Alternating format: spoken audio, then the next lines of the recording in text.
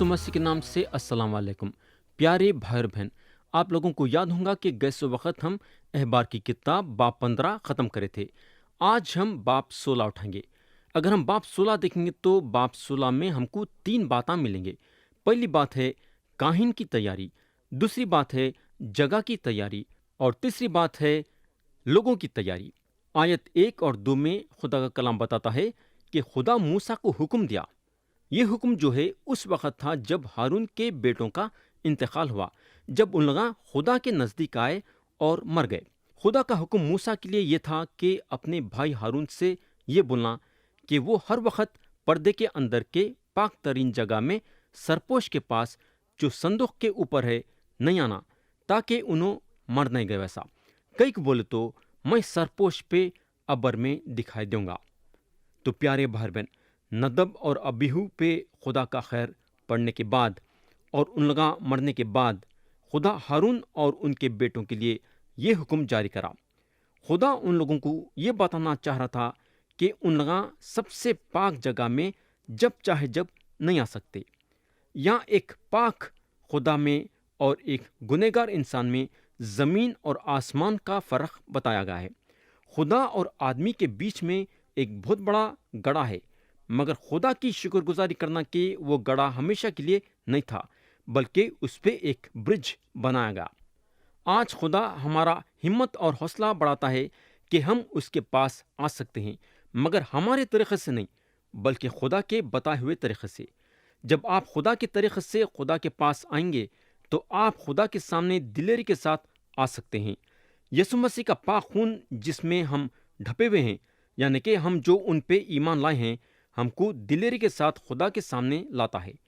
तो यहाँ जो है खुदा का कलाम बताता है कि हम खुदा के पास खुदा के तरीक़े से आना। अगर हम खुदा के सामने खुदा के तरीक़े से आएंगे तो हम खुदा के सामने पूरे भरोसे के साथ आएंगे। अगर हम यहाँ गौर करेंगे तो हमको मालूम होगा कि खुदा इसलिए हारून और उनके बेटों के लिए ये कायदे कानून बनाया। कई को बोले तो नदब और अबीहू खुदा के पाक जगह पे अपना ख़त्म डाले, जबकि ये काम उन लोगों नहीं करना था। खुदा का हुक्म हारून और उनके बेटों के लिए ये था कि उन लोगों जब चाहे जब उसके पास नहीं आ सकते।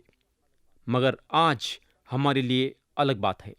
हम खुदा के पास जब चाहे जब आ सकते और कौन से भी जगह पे आ सकते और कभी भी आ सकते, मगर शर्त यह है कि हम यीशु मसीह के ज़रिए से आना। मैं ऐसा सोचता हूँ कि थोड़े लोग जो दुआ करते, उनका दुआ करना भी खुदा कबूल नहीं करता। एक खिदमत गुजार जो यीशु मसीह का इनकार करता है और बड़ी भीड़ में दुआ करता है, मगर यीशु मसीह के ज़रिए से खुदा के पास नहीं आता है, तो उसका मतलब यह है कि उन्हें खुदा के पास दूसरे तरीक़े से आ रहा है, जो कि खुदा उसको और उसके दुआ को कबूल नहीं कर सकता। क्योंकि नदब और अबीहू भी खुदा के पास खुदा के तरीक़े से नहीं आए, तो खुदा अपना खैर उन लोगों पे उंडला और वो मर गए। खुदा जो है आयत 3 और 4 में मूसा को ये हुक्म दिया कि हारून सबसे पाक जगह पे ऐसे तरीक़े से आना कि खता की कुर्बानी के लिए एक बछड़ा और सोख्तन कुर्बानी के लिए एक मेंढा लाना, और वो कटान का पाक कुर्ता पहनना और उसके आंग पे कटान का पैजामा रहना और कटान के कमरबंद से उसकी कमर कसी हुई रहना और कटान कांच अमामा उसके सिर पे बांधा हुआ रहना। ये पाक लिबास है और वो इनको पानी से नहा के पहनाना। प्यारे भाई बहन, ये रोज़ की जो ख़ास बात थी वो ये थी कि सरदार काहिनीच अकेला ये कानून और कायदे को पूरा करता था। उसके हाथ के नीचे कोई भी नहीं रहता था उसकी मदद करने के लिए। आयत 17 में हमको ये बात का सबूत मिलेगा। ये जो है सिर्फ काहिन काच काम था। कफ़ारा देने के लिए सिर्फ काहिनीच खुदा के सबसे पाक जगह पे जाता था। ये बात पे ख़ास तौर से गौर करना ज़रूरी है। कई को बोल तो सरदार काहिन कफ़ारा देने के लिए अंदर जाना मसीह की एक तस्वीर थी। यीशु मसीह सारे दुनिया वालों के गुनाह अकेले उठाए हुए थे। ज़बूर लिखने वाले लिखते हैं, ए मेरे खुदा तू मेरे को कई को छोड़ दिया। प्यारे दोस्त, जब मसीह हमारे गुनाह अपने कंधों पे उठा लेके सलीब पे चढ़ गए, तो उस वक़्त खुदा भी उनको छोड़ दिया था और इंसान भी उनको छोड़ दिया था। मेरे भाई, جب نجات کا کام ہو رہا تھا تو خدا باپ اور مسیح ایک ساتھ تھے۔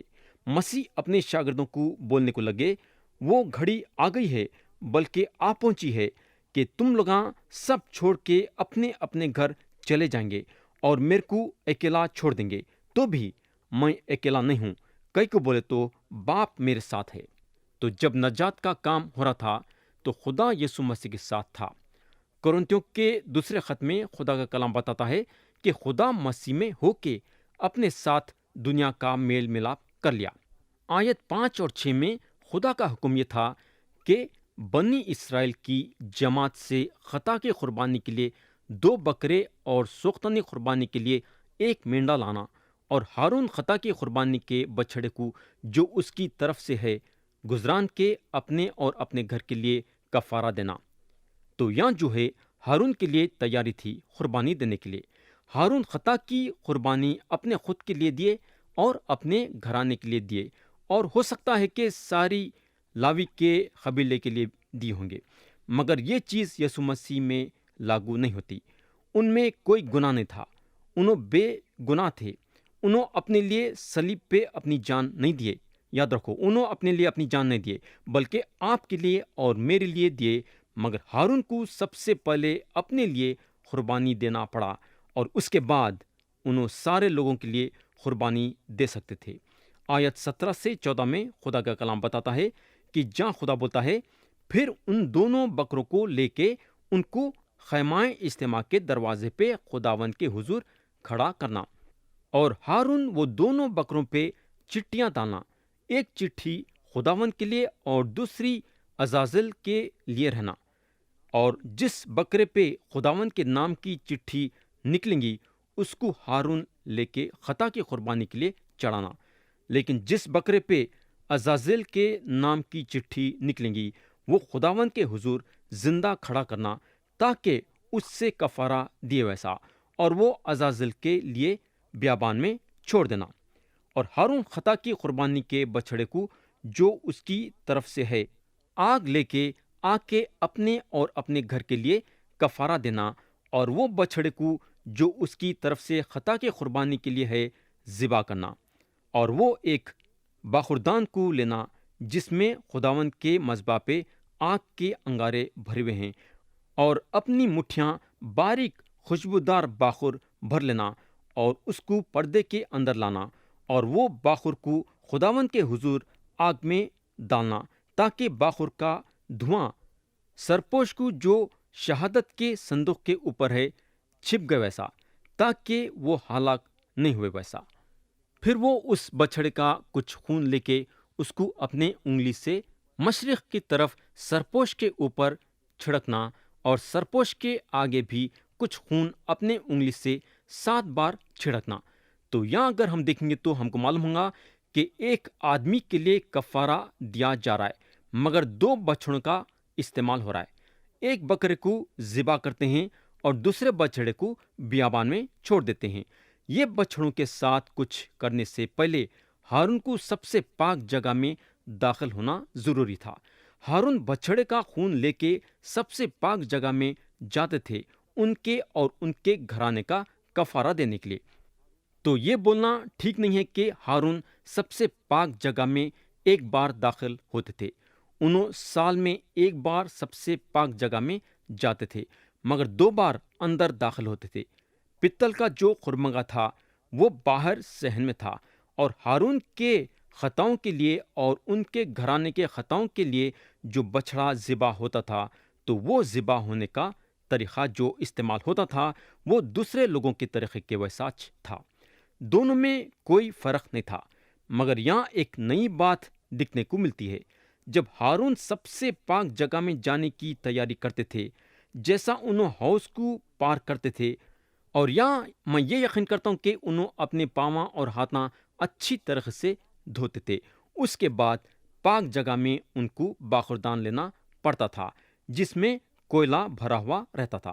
یہ کوئلہ انہوں سونے کے خرمگا سے اٹھاتے تھے جو جلتے رہتا تھا، یعنی کہ سونے کے خرمگا پہ کوئلہ جلتے رہتا تھا، اور ان کے ہاتھ میں جو خوشبو بھرا ہوا باخور رہتا تھا وہ باخور کو انہوں وہ جلتے ہوئے کوئلے میں ڈالتے تھے۔ جب انہوں پردہ ہٹا کے سب سے پاک جگہ میں داخل ہوتے تھے تو وہ جو باخور میں سے دھواں نکلتا تھا، سب سے پاک جگہ وہ دھواں سے بھر جاتا تھا، اور صندوق اور سرپوش سب سے پاک جگہ میں رہتے تھے۔ تو یہاں ہارون بچھڑے کا خون جو باسن میں ڈال کے لاتے تھے، وہ خون کے اندر اپنی انگلی ڈبا کے وہ سرپوش کے سامنے 7 مرتبہ چھڑکتے تھے۔ 7 بار چھڑکنے کا مطلب یہ ہوتا تھا کہ کفارہ مکمل ہوا ہے۔ میں یقین کرتا ہوں کہ کاہنوں کے لیے یہ دن ایک زبردست دن تھا ہوگا۔ کفارہ بہت ہی اہمیت کے ساتھ دینا پڑتا تھا، نہیں تو جان پہ بات آ سکتی۔ غلطی ہوئی سمجھو تو موت آ گئی ہے سمجھو۔ میں یقین کرتا ہوں کہ جب کاہن لوگاں سب سے پاک جگہ میں داخل ہوتے تھے تو ڈرے ہوئے رہتے تھے ہوں گے۔ کئی کو بولے تو ان کی ایک غلطی ان کو موت کے گھاٹ اتار سکتی۔ جہاں تک میرے کو معلوم ہے، کوئی بھی سردار کاہن سب سے پاک جگہ میں مرا نہیں ہوا ہے۔ صرف 2 لوگ جو مرے وہ تھے ندب اور ابیہو۔ ہم کو معلوم ہونا چاہیے کہ ہمارے خاطر مسیح کو صلیب پہ گناہ بنایا گیا، اور مسیح صلیب پہ اپنی جان دیے اور اپنا پاک خون آسمان میں لے کے گئے، جو خدا کے سب سے پاک جگہ ہے، اور یہ خون خدا کے سامنے پیش کرے۔ تو اب جو آسمان میں تخت ہے وہ آپ کے لیے اور میرے لیے سرپوش ہے۔ یہ سارے باتاں ہم عبرانیوں کے خط میں دیکھیں گے۔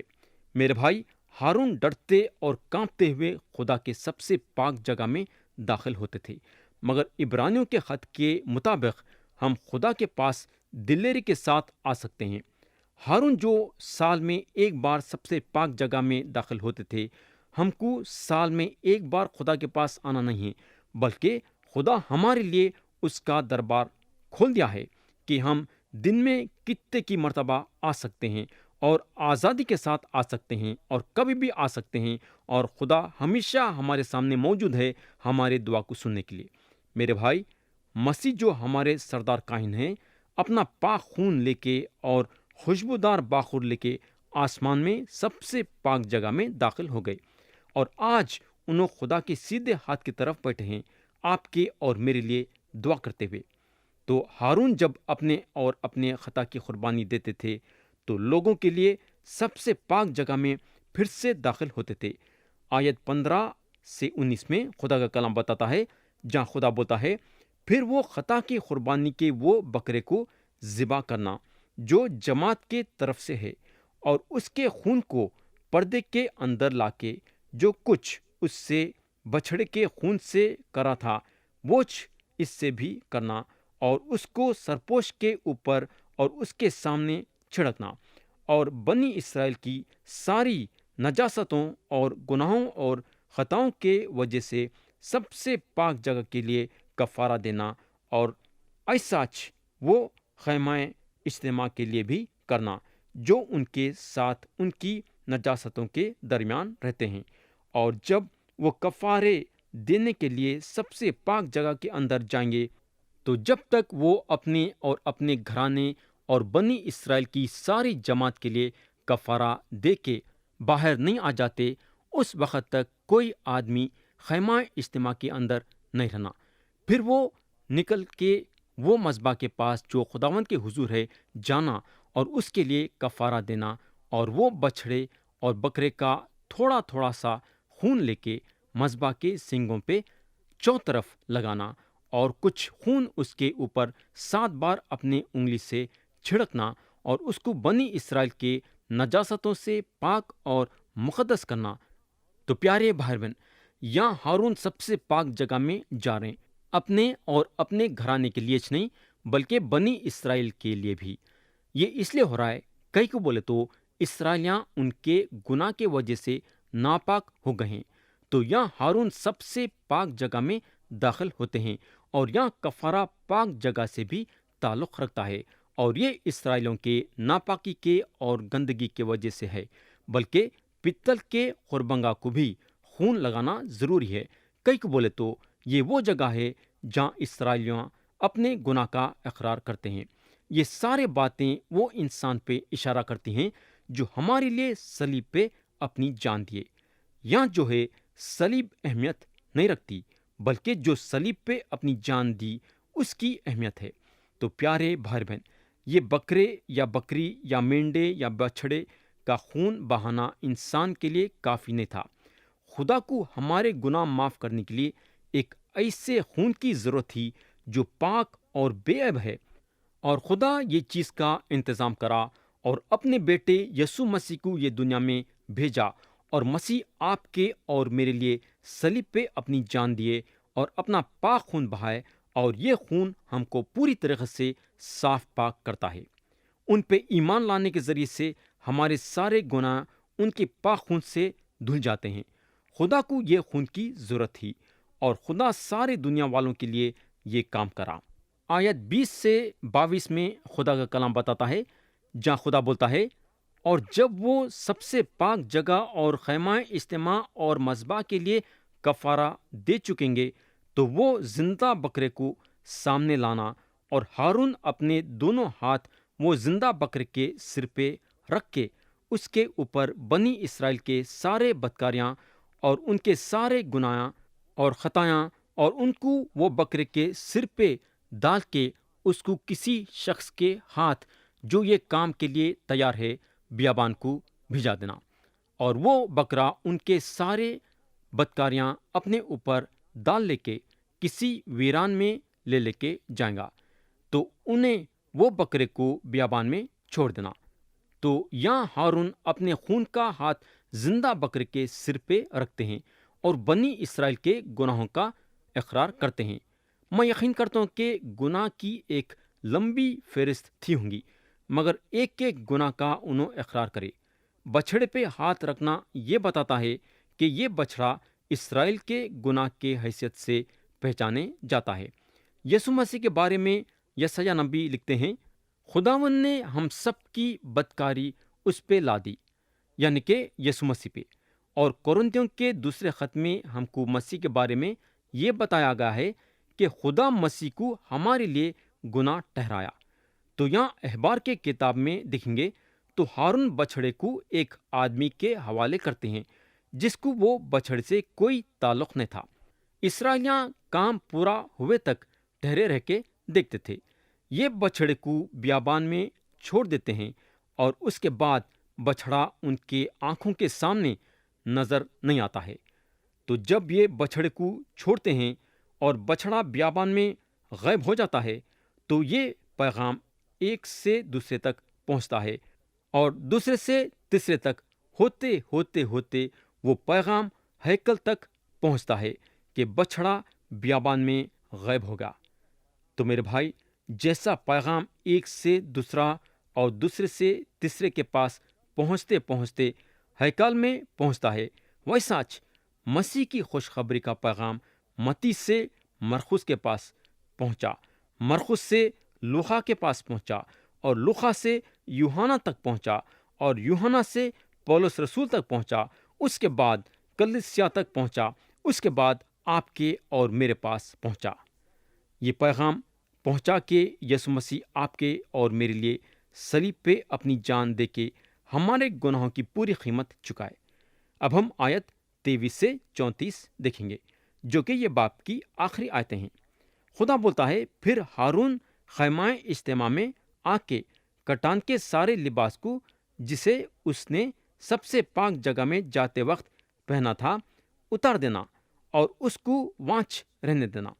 फिर वो किसी पाक जगह में पानी से गुस्ल करके अपने कपड़े पहन लेना और बाहर आके अपनी सोख्तनी कुर्बानी और जमात की सोख्तनी कुर्बानी चढ़ाना और अपने लिए और जमात के लिए कफारा देना और खता की कुर्बानी की चर्बी को मज़बा पे जलाना।